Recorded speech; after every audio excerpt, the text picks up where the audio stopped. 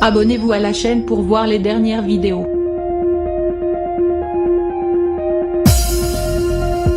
L'histoire d'amour entre Charles III et Camilla Parker Bowles ne date pas d'hier.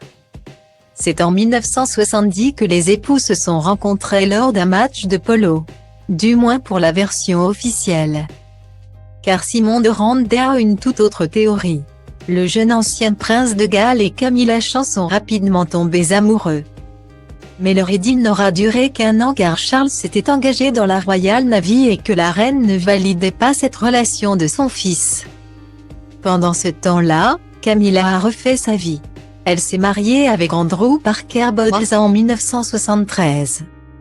Officier des Outgars avec lequel elle a eu 2 enfants, Thomas, né le 18 décembre 1974 et Laura, née le 1er janvier 1978. Mais Camilla n'a jamais oublié son prince de Galles. Le 29 juillet 1981, l'ancien prince Charles a épousé Diana Spencer en la cathédrale Saint-Paul de Londres. Une cérémonie qui a bien failli ne jamais avoir lieu, puisque Charles avait fait part de ses doutes quelques jours auparavant.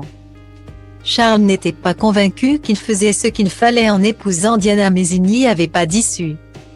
Il espérait que les choses seraient différentes une fois mariés, expliquait l'auteur Penny Junor dans son livre sur Camilla, intitulé De Duchesse, de Untold Story.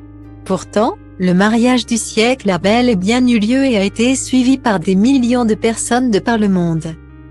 Un mariage malheureusement sans amour. Du moins du côté de Charles III, qui trouvait son réconfort qu'auprès de Camilla Champ. Comme le dévoilait Diana dans une biographie. D'ailleurs, l'ancienne princesse de Galles à de nombreuses reprises, confronté Charles et Camilla.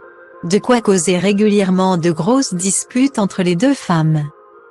Comme le soir où Diana avait hurlé à Camilla, « Je veux mon mari ». C'est en 1996 qu'a pris fin le mariage de l'ancien couple de Galles, qui s'était séparé en 1992. En parallèle, Camilla Parker Bowles est restée mariée à Andrew jusqu'en 1995. Selon le New York Times. La raison officielle de ce divorce est que le couple n'avait peu d'intérêts en commun.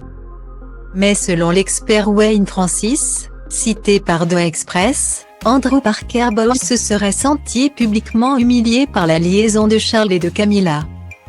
Résultat, ils auraient vécu séparément pendant 2 ans, jusqu'au divorce.